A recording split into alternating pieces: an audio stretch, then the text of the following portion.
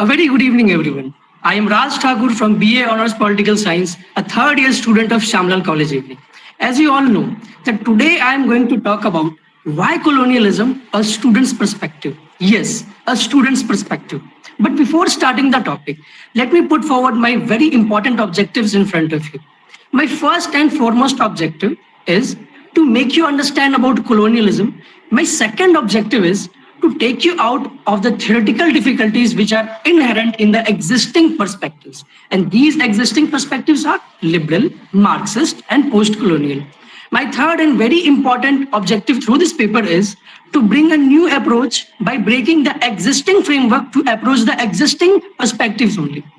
And why I want to bring a new approach? Because the existing framework, it always results to some mistakes, and a student, a reader, an interpreter cannot and could not get a complete idea about colonialism. So before starting, let me give you the context in which I tried to explore this topic. It was all about a student's problem while approaching such a difficult and theoretical perspective and such a difficult and theoretical topic. So what happened when I was going through this topic, I was very confused and I tried to get into the theories, and finally I found we need something new on this. We need a kind of reorientation in the existing perspective. What I found that there are generally three common mistakes which every interpreter and every reader does. So I will request Divya to present the next slide, in which I have highlighted the three mistakes. The first mistake a reader does is that he or she expects each of the perspective to answer why colonialism occurred. सबसे पहले reader जब किसी perspective को पढ़ रहा होता है, वो ये सोचता है कि मुझे इस पर्सपेक्टिव से किसी भी पर्टिकुलर लिबरल से या फिर पोस्ट कॉलोनियल या फिर मार्क्सिस्ट से ये पता चल जाएगा कि हाँ कॉलोनियलिज्म क्या था, क्यों था, हर चीज पता चल जाएगा. ये मिस्टेक है. दूसरा मिस्टेक वो ये करता है कि कोई भी पर्सपेक्टिव अगर वो स्टार्ट कर रहा होता है तो उसमें एक फर्स्ट हैंड रीडिंग की जरूरत होती है. फर्स्ट हैंड रीडिंग कम से कम जो वेरी बेसिक एलिमेंट जो होता है, बेसिक एलिमेंट्री रीडिंग जो उसकी है उसको जरूर करना चाहिए, जो कि मिस कर दिया जाता है. तीसरी चीज जो मैं बोलना चाहूंगा जो बहुत ही ज्यादा बड़ी मिस्टेक है वो ये है कि जो सारे पर्सपेक्टिव है, ये जो तीन पर्सपेक्टिव है, इसको रीडर या इंटरप्रेटर क्या एज्यूम करते हैं कि ये ऑटोनोमस है या इंडिपेंडेंट है. इन तीन पर्सपेक्टिव में व्हाट आई थिंक कि इनमें एक इंटर रिलेशनशिप है. अगर आप उस इंटर रिलेशनशिप को इग्नोर करोगे तो you will not be able to get the complete idea. तो जो हमेशा से समझा गया है कि लिबरल यानी कि ये पूरा का पूरा और ये इस तरीके की बात बोलेगा, मार्क्सिस्ट है तो वो लिबरल को अपोज ही करेगा और मार्क्सिस्ट पूरा अलग से पढ़ लिया जाता है और पोस्ट कॉलोनियल पूरा अलग से पढ़ा जाता है, और पढ़ते ही फिर भी मेरे हिसाब से we can not get the clear idea. तो ये क्यों नहीं आ पाता है? क्योंकि ये तीन जो मिस्टेक्स हम करते हैं तो उससे हमें प्रॉब्लम होती है. इन मेरे ऑब्जेक्टिव्स को और इन मिस्टेक्स को और समझने के लिए let's raise a question in our mind. हम कुछ क्वेश्चंस को अपने दिमाग में रेज करते हैं अबाउट कोलोनियलिज्म. कोलोनियलिज्म को लेके जितने व्हाट, हाउ, व्हाई होता है, क्यों, क्या, कैसे, एक बार आप मन में उठाएं कि क्यों हुआ कोलोनियलिज्म, क्यों ये लंबे समय तक 200 सालों तक इंडिया में चलता आ गया, ये ओरिजिन, ये स्टार्ट ही क्यों हुआ था, इसका ओरिजिन कैसे हुआ, और फिर इसका गोल क्या था इसके पीछे. जब ये डेफिनेशन हम कोलोनियलिज्म की बोल रहे होते हैं कि it is a European phenomena, तो यूरोप के लोग क्यों आए ईस्ट की तरफ. जो इतनी सारे जो हमारे दिमाग में सवाल उठते हैं सबको एक बार हम दिमाग में रेज करते हैं और चलते हैं लिबरल पर्सपेक्टिव की तरफ. तो क्या लिबरल पर्सपेक्टिव इनका जवाब देगा? तो लिबरल पर्सपेक्टिव के पास जब लिबरल स्टैंड पॉइंट के पास में पहुंचते हैं तो वो क्या कहता है कि कोलोनियलिज्म को आप जो system of subjugation and domination मानते हैं वो नहीं है. वो तो कोलोनियलिज्म को as a system of subjugation and domination deny ही कर देता है. इट सिंपली सेज कि it is a civilising mission. तो जब वो कोलोनियलिज्म को as a system of subjugation and domination deny कर देता है तो how can you expect to get the complete idea about colonialism from liberal perspective only. फिर हम आते हैं मार्क्सिस्ट पर्सपेक्टिव में. तो मार्क्सिस्ट पर्सपेक्टिव जब आप देख रहे होते हैं तो आपको पता चलता है कि यूरोप में हुआ इंडस्ट्रियल रिवॉल्यूशन. फिर फेमस स्टेटमेंट जो हम सुनते आ रहे हैं हमेशा कि बाजार की खोज, कच्चा माल कहाँ से आए, तैयार माल कहाँ को जाए. तो परेशान हो गए लोग वहां पे इंडस्ट्रियल रिवॉल्यूशन में, उस कंपटीशन में अपने आप को सस्टेन करने के लिए वो निकल पड़ते हैं रॉ मटेरियल्स की खोज में. लेकिन जब आप यहाँ ध्यान देते हैं तो आपको पता चलता है कि this perspective tells you only about the origin. ये आपको ओरिजिन के बारे में बताता है. ये आपको ये जो 200 सालों तक आपके यहाँ इंडिया में कोलोनियलिज्म जो चल पाया है इसकी फिजिबिलिटी को, ये क्यों हो पाया, ये नहीं बता पाता है, ठीक है। तो ये बताता क्या है, अगर हम देखें ये इस लंबे समय के बारे में क्या बताता है, तो लंबे समय के इवोल्यूशन के बारे में बताता है। जब हम लेनिन, आरपी दत्त और कार्ल मार्क्स की राइटिंग्स को पढ़ते हैं कॉलोनियलिज्म को लेके, तो हमें 3 स्टेजेस ऑफ कॉलोनियलिज्म समझ में आता है। तो ये इवोल्यूशनरी आइडिया ऑफ कॉलोनियलिज्म है, ये फिजिबिलिटी की ये हो क्यों पा रहा था, हम इतने लंबे समय तक क्यों कॉलोनाइज रह गए, ये क्लियर नहीं हो पाता है। उसी तरीके से जब हम पोस्ट कॉलोनियल पर्सपेक्टिव में आते हैं, तो पोस्ट कॉलोनियल पर्सपेक्टिव तो आप सोचेंगे कि आपको ओरिजिन के बारे में या इसके लंबे समय तक सस्टेन होने के बारे में बता दे, you will not get the answer. आपको क्या पता चलता है पोस्ट कॉलोनियल पर्सपेक्टिव से कि कॉलोनियलिज्म अभी खत्म नहीं हुआ है। पोस्ट कॉलोनियल पर्सपेक्टिव क्या कहता है कि भले ही 1945 में हो गया डीकोलोनाइजेशन, लेकिन क्या डीकोलोनाइजेशन के बाद हम आज भी आजाद हैं? तो पोस्ट कॉलोनियल पर्सपेक्टिव कहता है कि आप अभी भी आजाद नहीं हो। ये इस तरीके की बात करता है।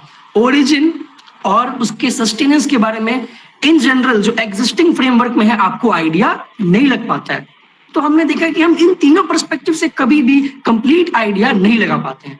लेकिन ये डिफिकल्टी क्या है और मिस्टेक्स क्या है? तो मिस्टेक्स मैंने बता दी पहले कि हमें लगता है कि ये इंडिपेंडेंट है, हम इनको इन पर्सपेक्टिव्स को ढंग से पढ़ते भी नहीं है, फर्स्ट हैंड रीडिंग। और पहला जो होता है कि हम ये चाहते हैं कि इसी पर्सपेक्टिव से हमें सारा जवाब मिल जाएगा।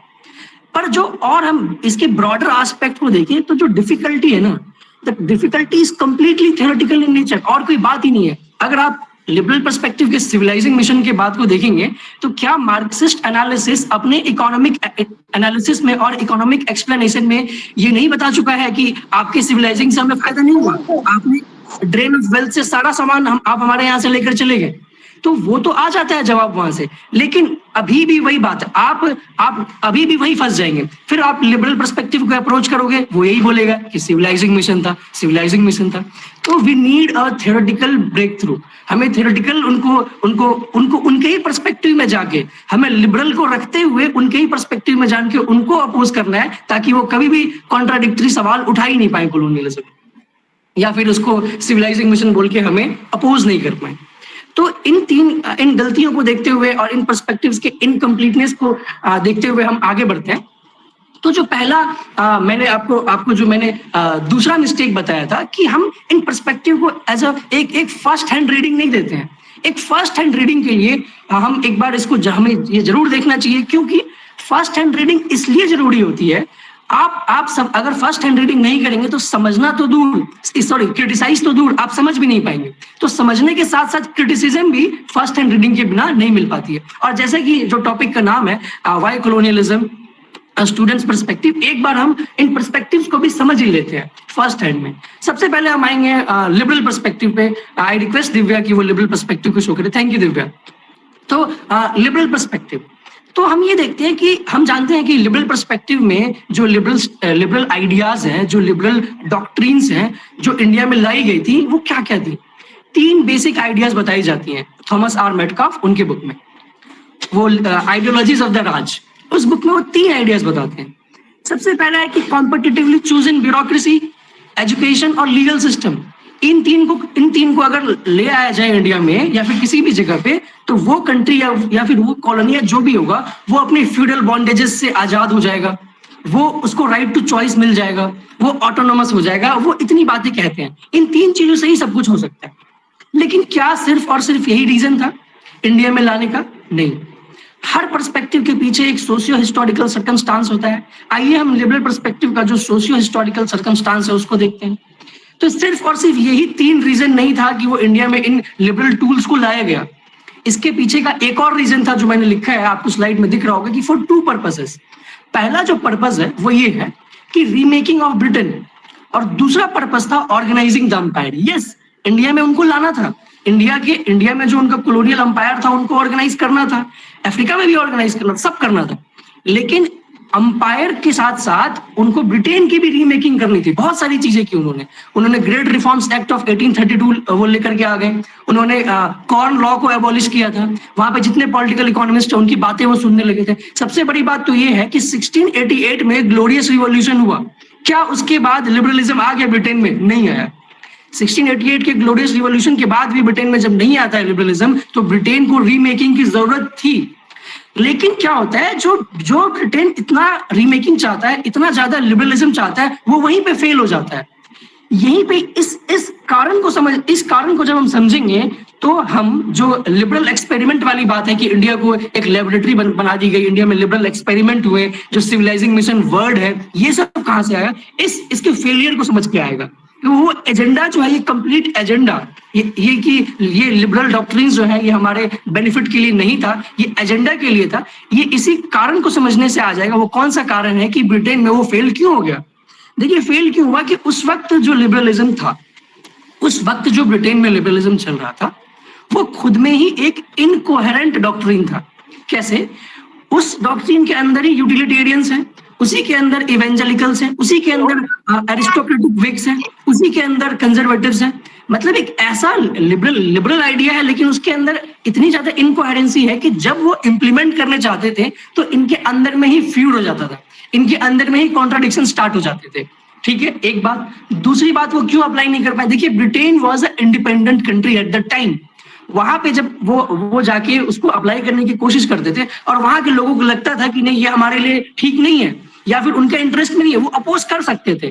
जैसे कि वहां पे लोकल बॉडीज के रिफॉर्म के लिए लॉ लाया गया और वहां के लोकल बॉडीज ने उसको अपोज करना शुरू कर दिया। लेकिन ये इंडिया में फिर कैसे लग जाता है, और इंडिया में आके हम लिबरल एक्सपेरिमेंट और एजेंडा सब कुछ कैसे प्रूव करते हैं, ये एक सेकंड में प्रूव हो सकता है। वो ये है कि जो इनकोहेरेंसी वहां थी, वो इनकोहेरेंसियां गायब हो गई।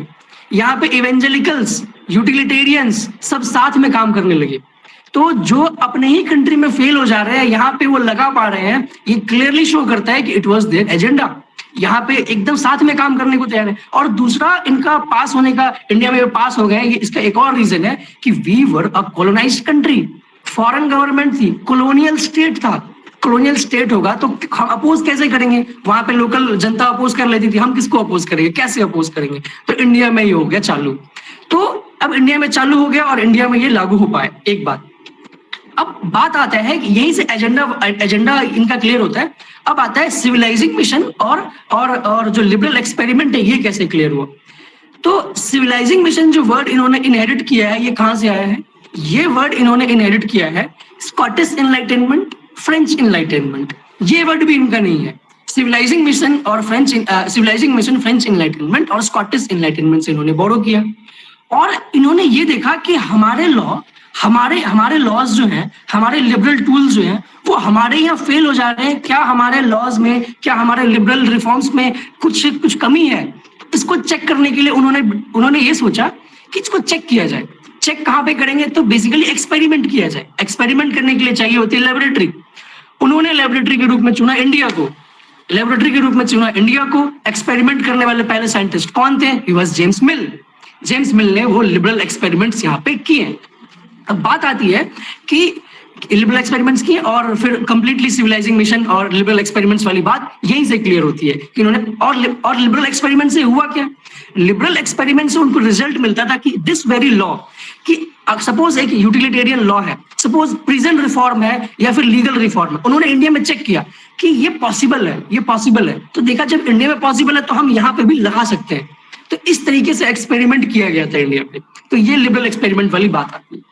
लिबरल पर्सपेक्टिव को समझने के बाद हम एक फाइनल अपना मोटो लेके चलेंगे कि ये पूरा एजेंडा था और सिविलाइजिंग मिशन ये कहते हैं।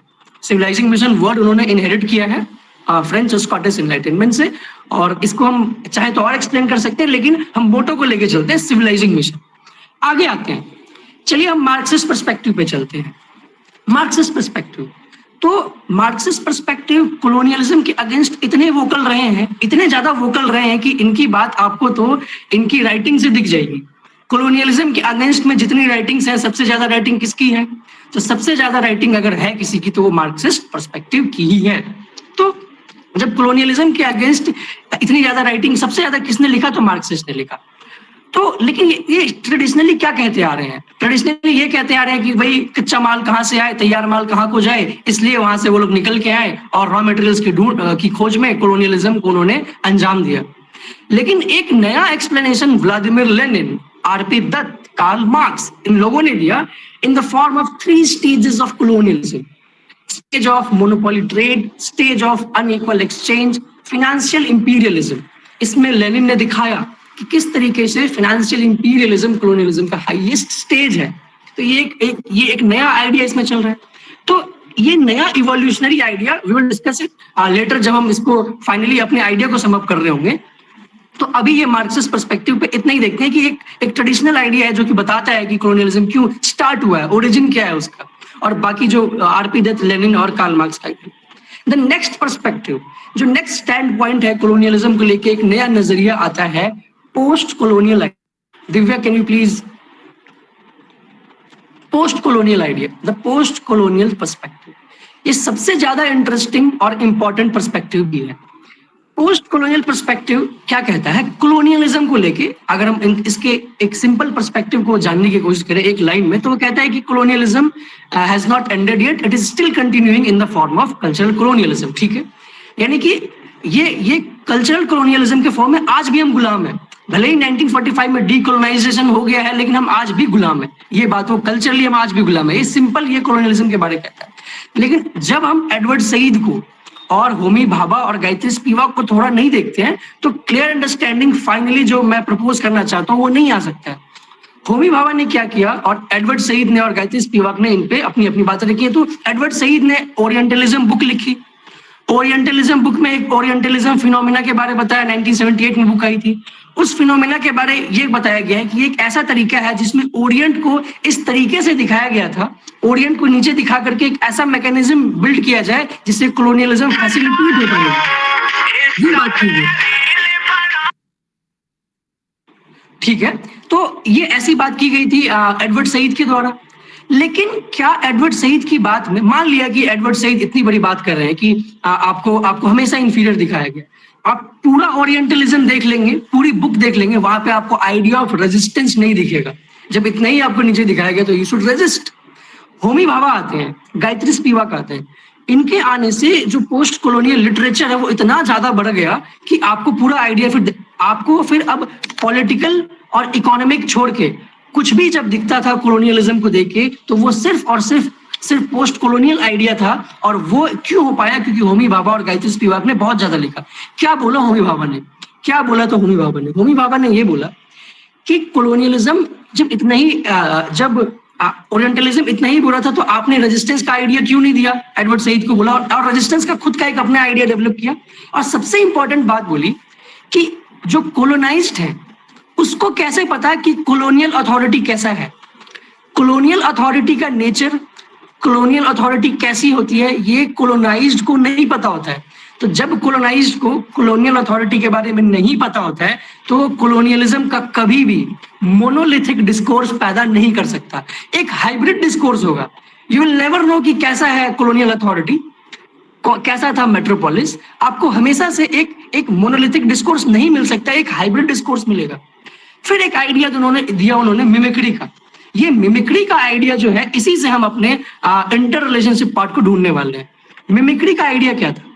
उन्होंने बोला कि भले ही कॉलोनियलिज्म की जो सारी मैकेनिज्म्स है, जैसे कि क्या है, लिबरल आइडियाज में आपने ब्रिटेन में भी लिबरल आइडियाज लगाए, लिबरल डॉक्ट्रिन्स, लिबरल टूल्स को अप्लाई किया, आप उसको इंडिया में भी लगाओगे। लेकिन क्या ब्रिटेन इंडिया के जैसा हो जाएगा? नहीं हो सकता। जिस तरीके से मिमिक्री में क्या होता है कि एक आर्टिस्ट को कॉपी कर रहा होता है, तो उसको कॉपी कर लेता है पर उसके जैसा बन नहीं पाता है। ये आइडिया दिया था कॉलोनियलिज्म के बारे में होमी भाभा ने। फिर आती है गायत्री चक्रवर्ती स्पिवाक, जो कहती है कि कॉलोनियलिज्म के बारे में जो हमेशा से होमी भाभा ने और एडवर्ड सईद ने जो बातें बताई हैं, इसमें एक और प्रॉब्लम है। आपने मार्जिनलाइज्ड को दिखाया, आपने ईस्ट को दिखाया, आपने ओरिएंट को दिखाया। आपने ईस्ट, ओरिएंट और मार्जिनलाइज्ड को इतना ऐसे दिखाया है कि मार्जिनलाइज्ड का एसेंशियलाइजेशन हो गया है। एसेंशियलाइजेशन ऑफ मार्जिनलाइज्ड ये नहीं होना चाहिए। इससे क्या होता है? इससे ये सवाल उठ जाता है, जो सबल्टर्न होता है और जो मार्जिनलाइज्ड होता है, क्या वो खुद के लिए बोल सकते हैं? Can subaltern speak for themselves? तो गायत्री चक्रवर्ती ने एक बुक लिखी कि can subaltern speak for themselves. तो पता चला उनके बुक में उन्होंने ये बताया कि अभी जिस तरीके से सबल्टर्न को दिखाया जाता है, उनको जिस तरीके से एसेंशियलाइज किया जाता है, इस फ्रेमवर्क में तो आप सबल्टर्न खुद से कभी नहीं बोल पाएगा। सबल्टर्न का जो एग्जिस्टेंस है वो ऑटोनोमस नहीं हो सकता। अभी के फ्रेमवर्क में सबल्टर्न का जो एग्जिस्टेंस है उसका जो सेल्फ है वो एक अदर पे डिपेंडेंट है, वो खुद एग्जिस्ट नहीं कर सकता। लेकिन हमें क्या करना है, हमें एक ऑथेंटिक सबल्टर्न को ढूंढना है। ये गायत्री चक्रवर्ती स्पिवाक का आइडिया था, पोस्ट कॉलोनियल आइडिया।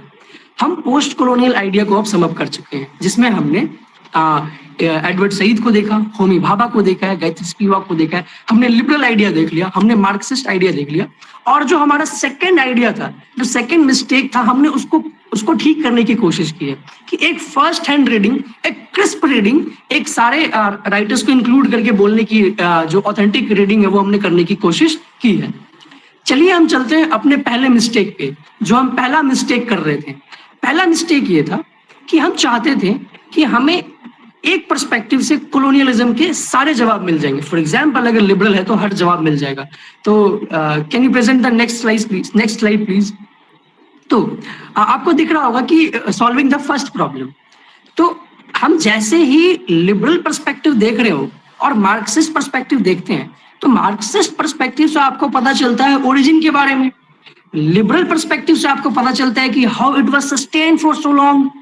लेकिन स्टूडेंट क्या करता है, एक रीडर क्या कर रहा होता है, वो जैसे ही मार्क्सिस्ट पढ़ता है और फिर जब लिबरल पे जाता है तो वो ये सोचता है कि हमें जब ओरिजिन मार्क्सिस्ट से पता चला है तो मुझे लिबरल से भी ओरिजिन पता चले जाए, हमें पोस्ट कॉलोनियल से भी ओरिजिन पता चल जाए। लेकिन कभी भी ना पोस्ट कॉलोनियल और लिबरल ओरिजिन के बारे नहीं बता सकता। ठीक है, तो क्यों नहीं बता सकता? क्योंकि हर पर्सपेक्टिव उसी तरीके से बेसिकली दिक्कत ये होती है, आपको फिर मान लिया कि नहीं बता सकता, आपको ये बात क्लियर हो गई कि नहीं बता सकता, लेकिन फिर भी परेशानी क्यों होती है? आपको अभी भी कंप्लीट आइडिया क्यों नहीं हो पाया? क्योंकि आपने मन में क्वेश्चंस को डिफरेंशिएट ही नहीं किया है। क्वेश्चन एक है ही नहीं, क्वेश्चन तीन है। वो तीन क्वेश्चंस क्या क्या है? Why colonialism occurred for so long, why it originated and what was the goal behind colonialism। ये तीन क्वेश्चन है, एक क्वेश्चन नहीं है colonialism को लेकर। अगर हम सिंपली ये लेके चले कि colonialism क्यों हुआ था, आपको पता चल जाएगा, लिबरल पर्सपेक्टिव से बहुत ज्यादा आपको आइडिया लगेगा उससे।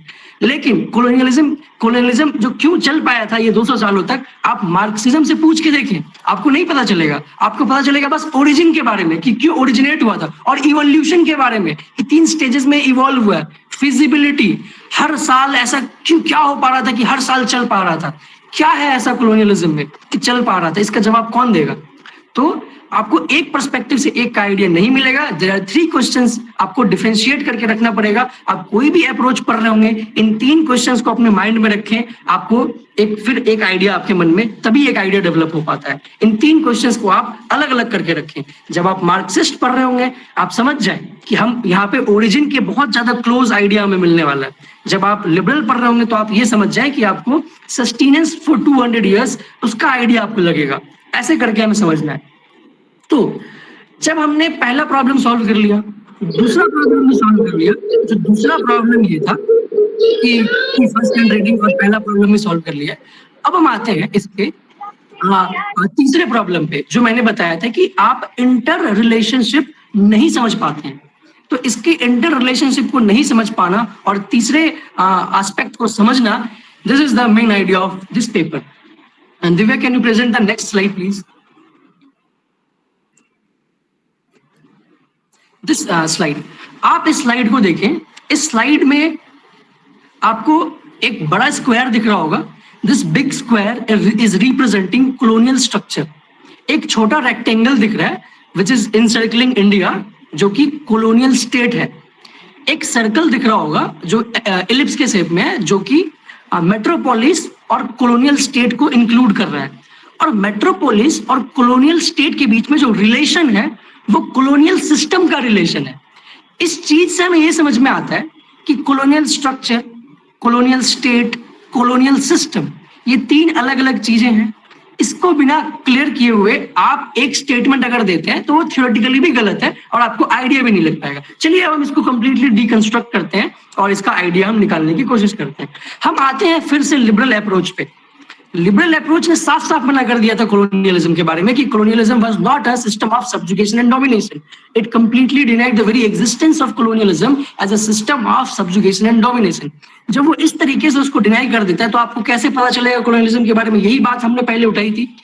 तो हम आपसे ये पूछ रहे हैं लिबरल अप्रोच से कि ठीक है, आपने सब्जुगेशन डोमिनेशन के बारे में क्या कहा कि ऐसा नहीं हुआ था, तो लिबरल अप्रोच ने बोला हाँ ऐसा नहीं हुआ था।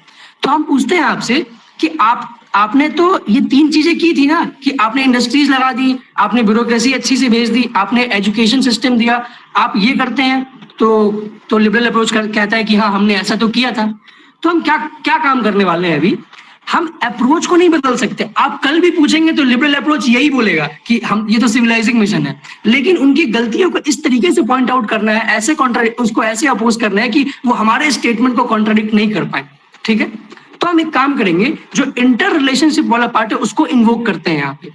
तो जो मैंने बोला था, तो सिंपल जवाब आता है कि अगर ऐसा है कि लिबरल पर्सपेक्टिव कहता है कि डोमिनेशन नहीं था, तो इसी के लिए तो मार्क्सिस्ट पर्सपेक्टिव आया था। सबका ये जवाब होता है कि मार्क्सिस्ट ही तो लिबरल को अपोज करता है। लेकिन जो बात हमने पहले देखी है कि मार्क्सिस्ट तो सिर्फ ओरिजिन के बारे में बताएगा। आप सोच के देखिए, मार्क्सिस्ट और लंबे समय के लिए बताता है तो इवोल्यूशन बताता है। हर साल ऐसा क्या होता था कि कॉलोनियलिज्म हर साल सस्टेन होता आ गया, ये बात तो नहीं बता पाएगा, लेकिन फिर भी हमें लिबरल को गलत साबित करना है। तो क्या है, हम क्या करेंगे, इन तीनों पर्सपेक्टिव को रखेंगे। आप लिबरल को डिनाई नहीं कर सकते, आप लिबरल टूल्स को डिनाई नहीं कर सकते, आप नहीं मना कर सकते कि this is the new liberal world और लिबरलिज्म का ट्रायम्फ हो चुका है। लिबरलिज्म आने से, कैपिटलिज्म आने से आपके यहाँ ग्रोथ होगा, आप इस चीज को नहीं मना कर सकते। ठीक है, तो लिबरल टूल्स में सच में यूटिलिटी होती है, चाहे आज चाहे कल। अगर इवेंजेलिकल्स है तो आज आपको भगवान के दर्शन होंगे, आप ठीक हो जाएंगे।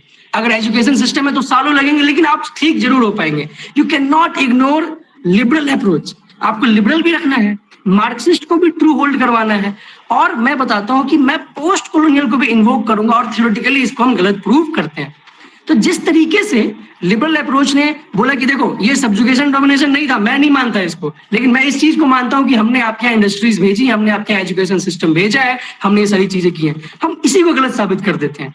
तो हम कैसे करते हैं? और जैसे कि मैंने बात बोली थी सबसे पहले कि इस पेपर में हम एक जरा भी इंपेरिकल डेटा या फिर डेटा का आइडिया बिल्कुल नहीं लेने वाले हैं। थ्योरेटिकल टॉपिक है, थ्योरेटिकली गलत साबित करेंगे। तो और सबसे बड़ी बात जो थी कि इंटर रिलेशनशिप से आप गलत साबित करेंगे। तो हम तीनों अप्रोच को रखेंगे, जैसे कि मैंने बोला, आप लिबरल को इग्नोर नहीं कर सकते, और मार्क्सिस्ट को भी ट्रू होल्ड करवाना है, और पोस्ट कॉलोनियल को इन्वोक करना है। जो नया है मेरे एस्पेक्ट में वो ये है कि अभी तक पोस्ट कॉलोनियल से किस तरीके से लिबरल को अपोज किया जा सकता है, ये जल्दी नहीं मिलता है। ठीक है, तो हम उसको करते हैं। देखिए, तो लिबरल अप्रोच कहता है कि ठीक है, लिबरल अप्रोच कहता है कि आपके यहाँ इंडस्ट्रीज आ गई, आपके यहाँ हमने एजुकेशन सिस्टम दिया, ये किया। याद कीजिए वो सिस्टम क्या था, मिमिक्री का सिस्टम, कि इंडस्ट्रीज तो आएंगी, लेकिन क्या आप ब्रिटेन की तरह वैसे हो जाओगे? नहीं हो पाओगे। सिर्फ मिमिक्री होती है, सिर्फ और सिर्फ क्या होती है? मिमिक्री होती है। आपके यहाँ एजुकेशन सिस्टम हो जाएगा, हमारे यहाँ पे एजुकेशन सिस्टम है, कैम्ब्रिज यूनिवर्सिटी है, हमारे यहाँ पे दिल्ली यूनिवर्सिटी है, सेम एजुकेशन सिस्टम है, सेम यूनिवर्सिटी सिस्टम है, ऑक्सफोर्ड है, सब कुछ सेम है। मिमिक्री हो सकती है, ठीक है। फायदा कहाँ हुआ? आज भी जो post colonial holds true. Post colonialism क्या कहता है? आज भी एजुकेशन, आज भी कल्चरली यू आर कॉलोनाइज्ड, आज भी आप हमारे एजुकेशन सिस्टम फॉलो कर रहे हो। तो हम क्या देखते हैं कि मिमिक्री होती है। तो इंडस्ट्रीज आपने लगाया, आप फेल हो गए। सॉरी, एजुकेशन सिस्टम आपने दिया, आपको हमने गलत साबित कर दिया with the concept of mimicry. अब हम आ जाते हैं इसके इकोनॉमिक डायमेंशन पे। आपने एजुकेशन सिस्टम भेजा, हम आपकी इंडस्ट्रीज को उठाते हैं, और इंडस्ट्रीज को उठा के हमें ये भी इग्नोर नहीं करना है कि इंडस्ट्री से फायदा जरूर होता है, कैपिटलिज्म से फायदा जरूर होता है, लेकिन यहाँ फायदा नहीं हुआ। क्यों नहीं हुआ? और लेकिन थ्योरेटिकली तो सही ही है ना, ऐसा तो नहीं है कि थ्योरेटिकली गलत है। तो यहाँ पे देखिए, बेसिकली वर्ड गलत इस्तेमाल किया जाता है। वर्ड क्या है? यू कैन नॉट से कॉलोनियल स्टेट। कॉलोनियल स्टेट अगर आप बोलेंगे तो थियोरेटिकली आप गलत हो जाएंगे। क्यों? थ्योरी क्या है कि इंडस्ट्रीज आएंगी, आपको फायदा होगा। कहाँ हुआ फायदा? इंडिया में नहीं हुआ। तो liberalism holds true but not in colonial state, it holds true in colonial structure. आप बड़े से कॉलोनियल स्ट्रक्चर को देखें, इसके अंदर क्या है? एक एलिमेंट है मेट्रोपोलिस, एक रेक्टेंगुलर एलिमेंट है इंडिया। इंडस्ट्रीज आई इंडिया में और फायदा भी हुआ, तो यानी कि डॉक्ट्रिन होल्ड कर रहा है। फायदा कहाँ हुआ? इस कॉलोनियल स्टेट में हुआ? नहीं, इसके एक और एलिमेंट में हुआ। आप ध्यान से देखें, मेट्रोपोलिस में हुआ। इंडस्ट्रीज यहां लग रही थी, फायदा वहां हो रहा था। यानी फायदा हो रहा है, इंडस्ट्री से जरूर फायदा होता है। तो with the help of in theory, in doctrine you are true. कि फायदा होगा, लेकिन इंडिया में फायदा नहीं होगा। तो economically economic dimension of liberalism also fails here, एक बात। तो इस तरीके से अब ये तो कॉलोनियल स्टेट नहीं बोल सकते हम, हमें क्या बोलना होगा कि कॉलोनियल स्ट्रक्चर में ऐसा सिस्टम हुआ है। ये पूरा एक बड़ा कॉलोनियल स्ट्रक्चर था। आप देखिए मेट्रोपोलिस से इंडिया तक का सिस्टम है। और सिस्टम क्यों है? आप यहाँ पे इनपुट, यहाँ से इनपुट ले जा रहे हो, वहां से आप आउटपुट दे रहे हो। The system, the process of input output is known as system. Here colonial system holds true. फिर आता है कॉलोनियल स्टेट, यहाँ पे फायदा नहीं हुआ, लेकिन फायदा कहाँ हुआ है? कॉलोनियल स्ट्रक्चर में फायदा हुआ है। लिबरलिज्म का इकोनॉमिक डायमेंशन भी ट्रू, सब कुछ ट्रू, लेकिन क्या इंडिया में फायदा हुआ? नहीं, गलत भी है, गलत हमने इंडिया में साबित कर दिया। और जो वो कह रहे थे कि हमारी थ्योरी ट्रू है, उसको सही भी बोल दिया। इंडिया में उनकी एप्लीकेशन को गलत साबित करना था, हमने गलत साबित कर दिया। वो कहते हैं हमारी थ्योरी ट्रू है, हमने स्ट्रक्चर में उनकी थ्योरी को ट्रू भी कर दिया। इस तरीके से हमने बात को आगे बढ़ाया। तो लिबरलिज्म को अब हम पूछते हैं, चलिए अब हम लिबरलिज्म से उन्हीं सवालों को पूछते हैं।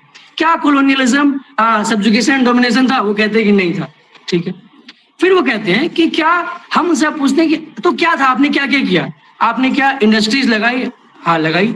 तो और वो कह रहे हैं कि इंडस्ट्रीज लगेगा और इंडस्ट्री से फायदा भी होगा, लेकिन हम कहते हैं फायदा नहीं हुआ, हमने अभी आपको प्रूफ किया है। फिर वो कहते हैं कि एजुकेशन सिस्टम फायदा होगा, नहीं होगा, हमने अभी आपको प्रूफ किया है with the help of mimicry. तो इस कॉन्सेप्ट से हमने ये प्रूफ कर दिया कि वो लिबरल एजेंडा है। आप मार्क्सिस्ट तरीके से प्रूफ नहीं कर, मार्क्सिस्ट कैसे प्रूफ करेगा? वो सिर्फ ओरिजिन के बारे में बताएगा। आप ध्यान से देखिए इस चीज को, प्लीज सोचे, वो इवोल्यूशन के बारे में बता देगा। अब हम आते हैं लिबरल, मार्क्सिस्ट और पोस्ट कॉलोनियल को मिला के एक फाइनल स्टेटमेंट देंगे जो कि कॉलोनियलिज्म पे ट्रू होल्ड करने वाला है। And this will be the last idea of the talk. Divya please can you present the previous slide. तो जो लास्ट आइडिया है, जो कि इंटर रिलेशनशिप को लेते हुए जिस तरीके से हमने हर चीज को पोस्ट कॉलोनियल को यूज किया, और लिबरल को भी हमने रखा है। लिबरल का हम इस बात को मानते हैं कि इंडस्ट्री से फायदा होगा, लेकिन इंडिया में नहीं हुआ। वो कहाँ पे फायदा हुआ? स्ट्रक्चर में फायदा हुआ। तो theoretically liberalism also holds true. और देखिए लिबरलिज्म क्यों, अब आपको इस सवाल का जवाब जरूर मिलेगा। 200 सालों तक कॉलोनियलिज्म क्यों चला? क्योंकि आप उनके लीगल सिस्टम को बिल्कुल फॉलो कर रहे थे। आप फॉलो करोगे ही करोगे, लेकिन हाँ आपको फायदा नहीं होगा। एक बात, आप हर दिन लिबरलिज्म के हर चीज को फॉलो करोगे। तो यस, इट वाज लिबरलिज्म जिन्होंने इसको चलाया। लिबरलिज्म ने ही 200 सालों तक चलाया था। लेकिन हाँ, जो लिबरलिज्म ये बात कह रहा था कि नहीं नहीं, ये सब्जुगेशन एंड डोमिनेशन नहीं है, हमने उस चीज को गलत साबित किया है। अब हम इस स्टेटमेंट को कह सकते हैं, क्या है कि colonialism occurred as a process just for exploitation, ये बात हम मानते हैं।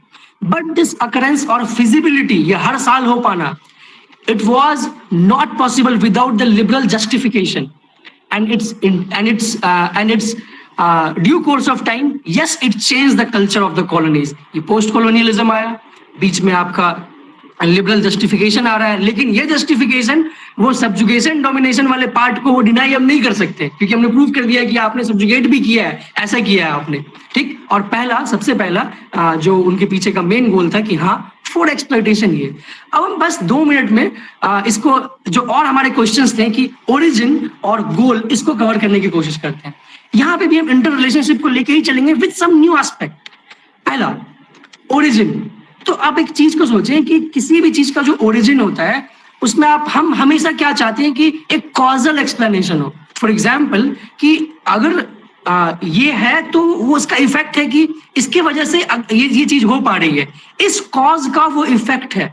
Causal explanation, we always want a causal explanation जब भी हम ओरिजिन की बात करते हैं, ठीक है। तो कॉलोनियलिज्म के अगर आप कॉजल एक्सप्लेनेशन पे जाओगे तो क्या सिर्फ और सिर्फ मार्क्सिज्म से मिल जाएगा? नहीं मिलेगा। मॉडर्निटी चाहिए आपको। आप नहीं बोल सकते कि अगर आपके पास शिप नहीं होती, नाव नहीं होता, आप नहीं आ पाते यूरोप से, यहाँ पे यूरोप से आप नहीं पहुंच पाते। लेकिन यहाँ पे भी ये आइडिया छोटा हो सकता है, लेकिन अभी हम इसको इंटर रिलेट करके बड़ा आइडिया क्या दे सकते हैं कि पोस्ट कॉलोनियल किस बात को क्रिटिसाइज करते हैं, पोस्ट कॉलोनियल किस चीज का यूज करते हैं। पोस्ट कॉलोनियल मॉडर्निटी को अपोज करते हैं। क्यों? क्योंकि पोस्ट कॉलोनियल जिस आइडिया का यूज करते हैं वो आइडिया है post modernism. Post colonial post modernism का इस्तेमाल करके कॉलोनियलिज्म को अपोज कर रहे होते हैं। पोस्ट कॉलोनियलिस्ट पोस्ट मॉडर्निज्म का इस्तेमाल करके कॉलोनियलिज्म को अपोज करते हैं। इसीलिए हमारा ये कहना होगा कि वो जो ये पैदा ही क्यों हो पाया, क्योंकि उनको रॉ मटेरियल्स की खोज थी, हम मानते हैं, लेकिन वो चल के जो आ पाए ये विदाउट मॉडर्निटी, साइंस और टेक्नोलॉजिकल रिवॉल्यूशन मॉडर्निटी के साथ नहीं आती तो नहीं हो पाता। और इसी को पोस्ट कॉलोनिस्ट क्रिटिसाइज करते हैं। और पोस्ट कॉलोनियलिस्ट का जो क्रिटिसिज्म है कॉलोनियलिज्म को लेके वो यही है कि कॉलोनियल मॉडर्निटी हमें नहीं चाहिए, चाहे वो साइंस टेक्नोलॉजी में हो, कल्चर में, हमें नहीं चाहिए। ये है यहाँ पे पोस्ट कॉलोनियलिज्म इन्वोक हो गया। इस तरीके से जैसे ही हम इंटर रिलेशनशिप ढूंढेंगे आपको हर सवाल का जवाब मिल जाएगा। तो आप 3 सवाल डिफरेंशिएट करें, मन में इंटर रिलेशनशिप लेके चलें, और फाइनली कुछ नहीं तो ये जो 4 लाइन मैंने यहाँ पे लिखने की कोशिश की है, this holds true for colonialism, any of the approach can not deny on this. Thank you very much. Thank you very much. Thank you so much, Mr. Raj. Thank you for giving such an enlightening and enriching talk. Now it's your time to solve some queries by our enthusiastic listeners. First question is asked by Mr. Raj Sankar Shukla. He has asked, do the effects of colonialism still matter in the world today? Definitely Raj, मैं आपको बताऊंगा कि जो post colonial idea है वो तो simply कहता है कि अभी तक कॉलोनियलिज्म खत्म ही नहीं हुआ है, ठीक है, वो अभी भी चल रहा है। तो कल्चरल एस्पेक्ट तो चल ही रहा है। एक बार हम चलते कल्चरल से बहुत बड़े एस्पेक्ट पे, इकोनॉमिक एस्पेक्ट। वो क्या है? एक word, neo colonialism. Andre Gunder Frank, Immanuel Wallerstein, ये सीधा कहते हैं कि अभी भी इकोनॉमिक डायमेंशन ऑफ कॉलोनियलिज्म है, इट्स स्टिल कंटिन्यूइंग। तो इकोनॉमिकली अभी भी कॉलोनियलिज्म का इम्पैक्ट रह रहा है। ग्लोबल साउथ का जो नैरेटिव है, ग्लोबल साउथ का नैरेटिव, ईस्ट का नैरेटिव, ये सब कौन सा नैरेटिव है? ये तो कॉलोनियलिज्म के इम्पैक्ट को ही दर्शाता है। तो post colonialism, new colonialism completely tells की कॉलोनियलिज्म का इम्पैक्ट अभी भी है। Thank you mister Raj. Now, next question is from Mr. Shivanshu. Don't you think modern India was built on the legacy of British institutions? So can we say that legacy of British rule is still holding India back? Modern देखिए, ये सवाल पिछले सवाल से थोड़ा मिलता जुलता है। अब आपका जो सवाल है कि modern India is still taking, अभी भी हम लिबरल आइडियाज को रख रहे हैं, अब उनके कॉलोनियल इंस्टीट्यूशंस को रख ही रहे हैं। तो इसीलिए मैं लास्ट में जो क्रिटिसाइज करने की बात कह रहा था कि सिंपल है, अभी भी आपके सामने कोई भी सवाल उठा सकता है, कोई भी सवाल उठा सकता है कि अगर लिबरल अप्रोच इतना ही खराब है, कॉलोनियलिज्म इतना ही खराब है, तो छोड़ दो स्कूल जाना, इंग्लिश बोलना छोड़ दो और आप धोती कुर्ते में आ जाओ। ये बात कही जाती है, हमेशा कही जाती है, लेकिन हम क्रिटिसाइज नहीं कर पाते हैं। हम हमेशा मार्क्सिज्म को लेके आते हैं और इकोनॉमिक एक्सप्लेनेशन देने लगते हैं। लेकिन मैं बताता हूँ क्रिटिसिज्म कैसे करना है। क्रिटिसिज्म करना है कि आपके आइडिया में डिसेप्टिवनेस था, आपने धोखाधड़ी की है, आप इस तरीके से क्रिटिसाइज कीजिए उसको। आप कॉलोनियलिज्म, आप लिबरल अप्रोच के उनके अंदर जाके क्रिटिसाइज कीजिए। I will send you my paper जिसमें कि क्रिटिसिज्म को लेके अलग से एक पूरा मैंने पैराग्राफ देने की कोशिश की है। Thank you so much mister Raj. Next question is from Amul Giri. He is asking that आपने क्यों एक नया अप्रोच या पर्सपेक्टिव निकाला कॉलोनियलिज्म को पढ़ने के लिए? ये इसलिए निकाला क्योंकि मुझे लगता है कि मेरे जैसे, और मैं खुद ही, मुझे बहुत दिक्कत हो रही थी इस टॉपिक को लेके, और मेरे जैसे बहुत ऐसे स्टूडेंट होंगे जो कि दिक्कत फेस करते होंगे। मेरी हालत खराब हो गई थी इस टॉपिक को करते। मनीष सर को मैंने कम से कम 20 से 25 बार फोन किया होगा, मैंने सब्जेक्ट टीचर को भी मैंने कितनी बार फोन किया। फिर फाइनली आइडियाज लेते फाइनली ये थोड़ा मुझे समझ में आया, फिर मैंने और देखा तो मैं इतना कर पाया हूँ। तो ये थ्योरेटिकल टॉपिक्स जो होते हैं इनमें डिफिकल्टीज आती ही रहती है, तो उसको क्लियर करना होता है। तो मैंने सोचा कि क्यों ना क्लियर किया जाए, और ये एक आपने हमेशा देखा, again post colonialism, that's it. ऐसी थ्योरी बनाई गई है कि आप हमेशा से फिर झुके ही रहोगे। Okay, thank you for the answer, Mr. Raj. Next question is from Ms. Samriddhi Kanpal. She's asking that, do you think there's any way to overcome cultural colonialism that you talked of in the post-colonial approach? समृद्धि, एक post colonial approach को मैंने time constraint के वजह से एक उस पे aspect छोड़ दिया था। वो ये था कि पोस्ट कॉलोनियल अप्रोच जरूर हाईलाइट करता है इस चीज को कि ईस्ट को नीचे दिखाया गया है, लेकिन पोस्ट कॉलोनियल अप्रोच एक और बात कहता है। वो कहता है कि ठीक है, हम बॉस्टन और बर्लिन की नजरों से दुनिया को नहीं देखना है, ये बात तो हम मानते हैं। वो कहता है कि बॉस्टन और बर्लिन की नजरों से दुनिया को हमेशा देखा गया है, पर साथ साथ पता है पोस्ट कॉलोनियल ये भी कहता है कि हमें दुनिया को बगदाद और बेनिन के नजरिए से भी देखना है, यानी कि वो नॉलेज में रीओरिएंटेशन भी चाहता है। तो पोस्ट कॉलोनियल खुद चाहता है कि वो, आपने जो बोला है कि इसको ओवरकम करना, तो पोस्ट कॉलोनियल खुद ही ओवरकम करना चाहता है। वो चाहता है कि हमारा लिटरेचर भी सामने आए, वो चाहता है कि हमारा, आप आज जो भी पोस्ट कॉलोनियल लिटरेचर, वो स्टार्ट ही कैसे होता है, वो स्टार्ट ही या फिर ऐसे ही होगा कि वो, आप कोई भी पोस्ट कॉलोनियल लिटरेचर देखोगे, अगर ब्रिटेन के किसी आदमी को रिप्रेजेंट किया गया होगा और इंडिया के किसी आदमी को रिप्रेजेंट किया होगा, उसको अच्छा रिप्रेजेंट किया होगा, इंडिया को रिप्रेजेंट किया होगा कि इसकी इंग्लिश ठीक नहीं है, इस तरीके से उसको रिप्रेजेंट किया गया होगा। तो हम लिटरेचर्स के माध्यम से ये शो करना चाह रहे हैं कि आपने हमें नीचे दिखाया है, और हम चाहते हैं कि अब इस सिस्टम को हटा करके हमारा भी शेयर हो, जो भी ग्लोबल साउथ के डिमांड्स होते हैं। हमारा कॉन्सेप्ट क्या आता है, अब हम क्या चाहते हैं कि ग्लोबलाइजेशन भी अगर है तो फ्रॉम द बिलो हो, हमारी तरफ से भी हो। तो हम चाह रहे हैं कि उसमें रीओरिएंटेशन हो। बहुत चीजें हो रही है, इस पर बहुत ज्यादा बात की जा सकती है, इसको ओवरकम किया भी जा सकता है। एक स्टेटमेंट है, कहा जाता है कि अगर दुनिया में सबसे ज्यादा क्रिएटिव आइडियाज अगर आएंगे तो ईस्ट से ही आएंगे। ठीक है, तो आप देख सकते हैं इस बारे में। Okay, thank you so much, Mr. Raj, for solving all the queries of listeners. Really, question and answer session was really interesting and very confidently you gave all the answers. Now, let us move to the further proceeding of the event. I would like to invite our guest of honor, Dr. Madhuri Sharma, ma'am, for giving her valuable comments on the topic and event. Ma'am, over to you. Thank you very much, Subhi. Am I audible? Is it okay? You're audible. First, I would like to congratulate Mr. Raj Thakur for taking up this such a what we say complex topic and bringing it out in such a simple ways. और मुझे ये कहते हुए बहुत हर्ष हो रहा है कि मिस्टर राज, आपने जिस सहजता से उपनिवेशवाद को बच्चों के सामने और हम लोगों के सामने प्रेजेंट किया है, वो वाकई में काबिले तारीफ है। और मेरा ये मानना है, जैसा कि आपने पर्सपेक्टिव की बात कही, आपने लिबरलिज्म मार्क्सिज्म की बात कही, तो एक और हम गलती नहीं करते हैं क्या कि राजनीति का विषय हम इतिहास के परिप्रेक्ष्य में रख के देखने की कोशिश करते हैं। क्या ये मेरा प्रश्न सोचने के लिए आपको उत्साहित करता है या नहीं करता है? नंबर 1। नंबर 2, आपने ये बात बिल्कुल सामने रखकर साबित किया है कि जब हम पर्सपेक्टिव में बात करते हैं तो none of the historical event comes in mono perspective. तो जैसे आपने उसके बहुत सारे आयाम होंगे, बहुत सारे पर्सपेक्टिव होंगे, तो ये बात आपने सामने रखकर ये उजागर कर दिया है और साबित कर दिया है। और हम देखते हैं कि आपके अंदर आने वाले समय में हम एक अच्छा पोटेंशियल रिसर्चर देखते हैं, उम्मीद रखते हैं। And for this I give my all hearted wishes to you for this.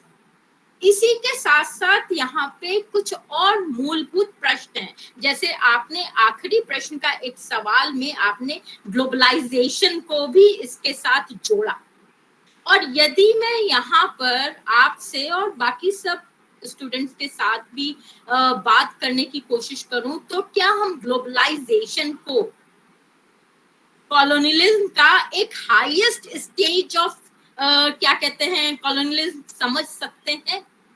और इसी के साथ मैं आपके सबसे पहले प्रश्न पे आऊंगी कि जब लिबरलिस्ट ये कह रहे हैं कि दैट वी आर सिविलाइजिंग, तब क्या वो ये सोच के आ रहे थे कि हम एक्सप्लॉइट करने जा रहे हैं? क्या वो आपको बताकर आएंगे कि हम आपको एक्सप्लॉइट करने आ रहे हैं? Well, these are the certain questions which we should also try to question. पर मुझे बहुत हर्ष है कि एक इतिहासकार और एक राजनीतिक विद होने के दोनों गुण किसी भी रिसर्चर में तभी आते हैं जब वो बिटवीन द लाइंस पढ़ने की कोशिश करता है। और इसी के साथ जैसा कि आपने बहुत सारे लिबरलिज्म की भी बात कही, मार्क्सिज्म की भी बात कही, पोस्ट कॉलोनियलिज्म की भी बात कही, और अंत में आपने क्या कहते हैं खत्म करते करते ग्लोबलाइजेशन को भी उसके साथ जोड़ा। तो ये बात तो वास्तव में अभी भी एग्जिस्ट कर रहा है कि जिसकी लाठी उसका भैंस, कि जिसके हाथ में ताकत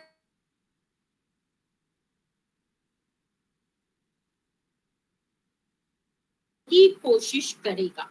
और कॉलोनियलिज्म तब तक खत्म नहीं होगा जब तक जिसके हाथ में लाठी है उसको जो है अच्छे से उसकी लाठी छीन ना ली जाए।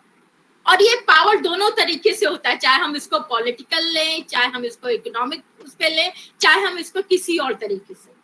So what I feel like कि ये उपनिवेशवाद वही लाठी है जो अब हमें ग्लोबलाइजेशन के चलते भी देखते हुए हमारे सामने समकक्ष आ रही है। और जब तक हम इसको अपनी तरीके से नहीं समझेंगे, because there is not a question of criticising and denouncing the other theory, मतलब यहाँ पे ये चीज नहीं हो रही है कि मार्क्सिस्ट लिबरलिस्ट को क्रिटिसाइज कर रहे हैं या पोस्ट कॉलोनियलिस्ट जो है मार्क्सिस्ट को और उनको क्रिटिसाइज कर रहे हैं। क्यों? क्योंकि वो अपना अपना एक पर्टिकुलर इवेंट को जो है समझाने की या समझने की कोशिश कर रहे हैं। It does not mean that of course colonialism, the moment we use this word उपनिवेशवाद, वहां पे शोषण, subjugation and exploitation उसके अंदर implicit है। उसको लिबरलिस्ट कितना भी कह दें वो उसको खत्म नहीं कर सकते। लेकिन हम क्यों उम्मीद कर रहे हैं लिबरलिस्ट से? लिबरलिस्ट क्या इंडियन है? नहीं है। इसी तरीके से हम उस लेवल में क्यों जाएं? अगर हम अपने ही देश में देखें तो हमें अभी भी ऐसे कई जगह देखने को एग्जाम्पल मिलते हैं जहां पे चाहे हमारा कास्ट सिस्टम हो, वहां पे चाहे ब्राह्मणों द्वारा एक्सप्लॉयटेशन किया गया है सतियों से, चाहे हम मार्क्सिस्ट का क्लास एनालिसिस लें, वहां पे जो क्या कहते हैं रिच क्लास है, जो एफ्लुएंट क्लास है, जो कैपिटलिस्ट है, उसने हमेशा से प्रोलेटेरिएट का शोषण किया है। तो अगर हम इस द्वंद्व में, इस डुअलिज्म में हम समझने की कोशिश करेंगे, ये डायकोटोमस रिलेशनशिप में अगर हम समझने की कोशिश करेंगे तो हमें इसमें ब्लैक एंड व्हाइट में ही चीजें दिखाई देंगी। और जैसा कि आपने बाद में कहा है कि पोस्ट कॉलोनियलिज्म जो है इसमें वेरिड शेड देखने की कोशिश करते हैं, तो मेरी ख्याल से हमें भी कॉलोनियलिज्म के ये वेरिड शेड को समझने की जरूरत है। और इसको और ज्यादा हमें इसलिए भी समझने की जरूरत है क्योंकि हम आगे आने वाले समय में अपने आप को शोषित होने से रोक सके। जैसे अभी किसी बच्चे ने प्रश्न पूछा कि क्या कॉलोनियलिज्म अभी भी रेलेवेंट है? Yes, colonialism is still relevant. Why? Because now it has changed it's nature. और इस चेंज नेचर में क्यों हो रहा है? क्यों हम कह रहे हैं कि हम ग्लोबल विलेज बनते जा रहे हैं? क्या ग्लोबल विलेज में हमें उसी तरीके का टू वे डायलॉग हो रहा है, two way transmission of knowledge हो रहा है? नहीं, it's already happening in a one way only. हम शोषित ना हो और हम इतने क्या कहते हैं एजुकेटेड हो कि हम शोषित भी ना करें, तभी तो हम एक इगैलिटेरियन समाज की भी परिकल्पना कर सकते हैं। तो with this I just stop and again I congratulate Raj ji आपको, और मैं उम्मीद करती हूँ कि आने वाले समय में हम आपको एक अच्छे पोटेंशियल रिसर्चर के रूप में देखेंगे। And not only this, I also thank doctor Manish Karmwar ji and Shyamlal college for giving such a nice platform to our young scholars and providing them opportunity to come up with their ideas. Thank you. Thank you.